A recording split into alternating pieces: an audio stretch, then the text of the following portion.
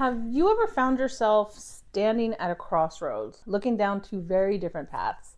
One is beautiful and easy and well lit up, and you know it'll get you to where you're going eventually.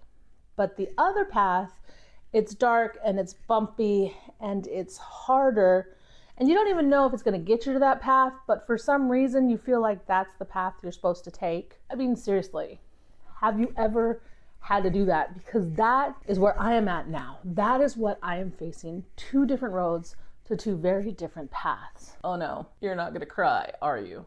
No, I'm not gonna cry. What the hell? Good, because nobody wants to see that. Suck it up. I just asked a question. It's a question I need an answer to, and I'm asking them because I'm hoping they can give me an answer. We'll get to the point already. You're boring us. Okay, fine, I will. I'm asking you guys. I'm at a crossroads. I have a moral dilemma. I need your advice. I need your help. Can you please tell me what to do? Finally, let's do this. The problem. So my story begins about 30 years ago. 30 years ago? Are you freaking kidding me? Please do not tell me we are going back 30 years. The story needs to start somewhere. So I'm starting at 30 years ago. Just suck it up and deal with it. So 30 years ago, I got out of high school and I started working in offices. And I've worked in offices for pretty much the last 30 years. I was 18 then. Then at 25, I had my first child and I decided I didn't really want to work for anybody else anymore, especially because I'd had a dick of a boss. So I started my own business helping small businesses. As I began to help small businesses, I noticed that there was a pattern in bookkeepers. A lot of the bookkeepers that I came in after had either stolen from their bosses or they had no idea what they were doing and they had completely messed up the books. So I spent a lot of time trying to clean up after other bookkeepers. Get to the point already? The point is back then, calling had started for me to help as many small businesses as possible not get screwed over. And then I found my research client and I ended up going into market and financial feasibility research. On the very first day of working with this client, she told me that if I paid attention to what I was researching, I would become one of this country's top foremost experts in this particular type of research because there basically aren't a lot of us out there. Yeah, that's true. There's not a lot of us out there. It's a very unique brand of research, I'll admit. As I segued into market financial feasibility research, I began working with a lot of big businesses like Starbucks, Kellogg's, Paramount. Plus I worked with museums and theaters and all kinds of businesses, large, small, charities. Some were crazy ideas, some were really cool ideas, some were obvious ideas. What I learned was how any business model can be successful by adding elements to it. Because I was basically taking these big businesses' crazy ideas for a location that they hadn't even purchased yet and telling them if it would be successful or not by simply researching every aspect of that industry, every aspect of that location, and then I'd have this model that became a bubble and I would look for that bubble all across the country and even sometimes around the world. That's the kind of research that I do, just to give you some insight. And I quickly began to think, how can this be applied to small business? So about 12 years ago. So we're at 12 years now? I mean, you just jumped over like 18 years. Do you really have a problem with that? Not at all, it'll continue. I like where we're going with this. So about a dozen years ago, I basically started the 1 Hour Bookkeeper Blog. And the blog was focused on helping small businesses stop bookkeeping theft and also to learn about how to do bookkeeping correctly. And it became surprisingly popular, even though I found the topic kind of boring, and I veered off into my own little brand of craziness.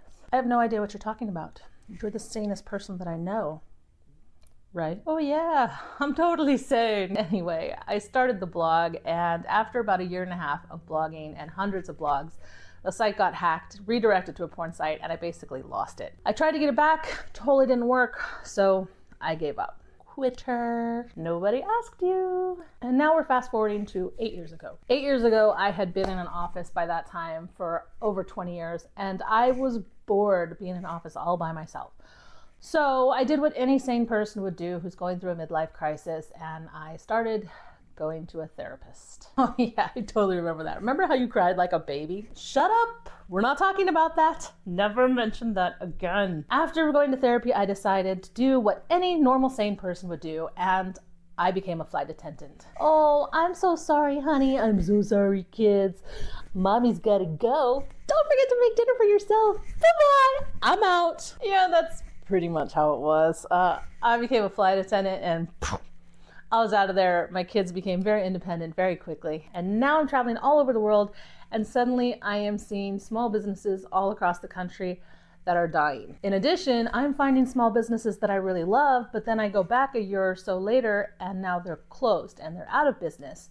And it really, truly began to break my heart. Remember, we're not crying in this one. No tears.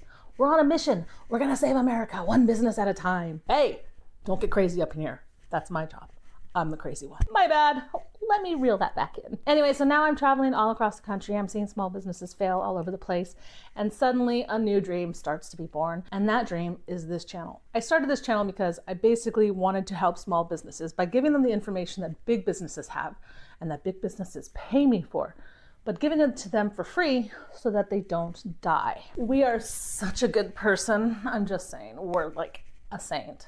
Anyway, so I started this channel and I started a 30-day YouTube challenge where I would post a video every day for 30 days. Today is day 25 and I was looking at my analytics and I realized YouTube has not found an audience for me. YouTube probably won't find an audience for me because people don't know that this information exists. And if they don't know this information exists, how are they supposed to look for it? Ooh, ouch, that is a dilemma. That's part one of the dilemma, and it's the crossroads that I'm at. Do I continue to make YouTube videos with the information that businesses need and put it on YouTube with a thought that they might never find it? That really is a dilemma because you're basically just wasting your time and just for nothing. I mean, aren't you just kind of trying to satisfy your own ego at this point? It does kind of feel like that.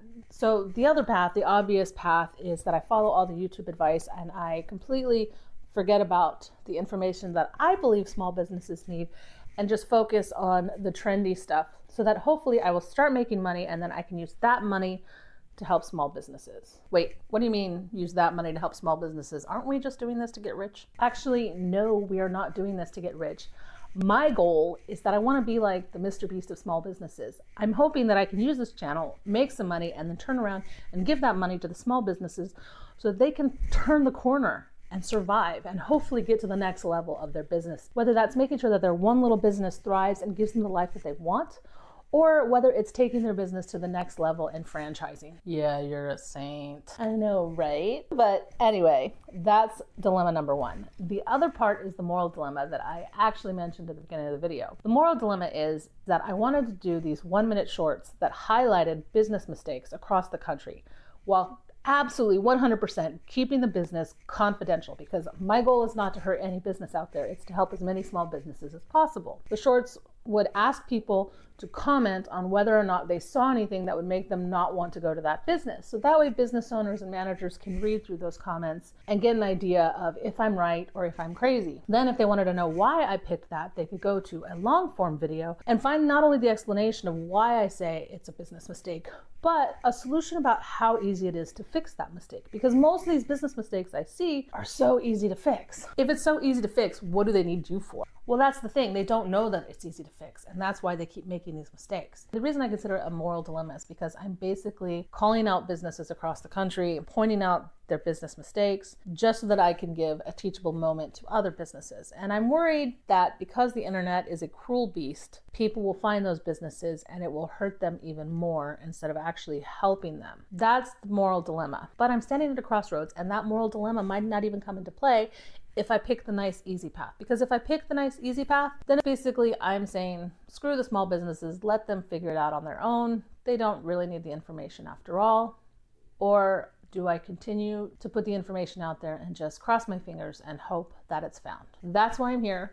That's why I'm asking you. You guys tell me, which path do you think I should take? Should I go for information that applies to a lot more people and a lot more businesses, or do I specialize and stick to giving out the information that can help small businesses turn things around?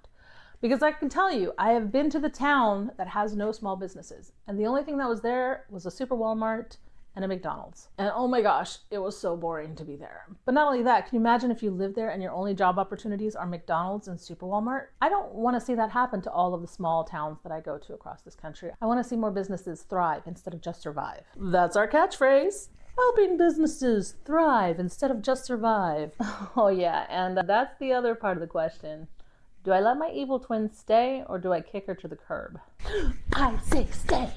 I say stay. Please help me decide, because I think I may have to kill her. What did she say? Anyway, please put your answer in the comments below, because once my 30-day YouTube challenge is done in another 5 days, it is seriously my hope that I can take my channel to the next level, and I'm going to go all gung-ho crazy on the marketing aspect, but I just don't know if I should continue on the path that I'm on or if I should pivot and try to go with something more popular. Let me know. I would so appreciate it. For the rest of my 30-day challenge, I am going to try commenting on the trendy stuff just to see if I can even do that. So see you in tomorrow's video where we talk about some crazy business idea that seems to be trending on YouTube. Ciao!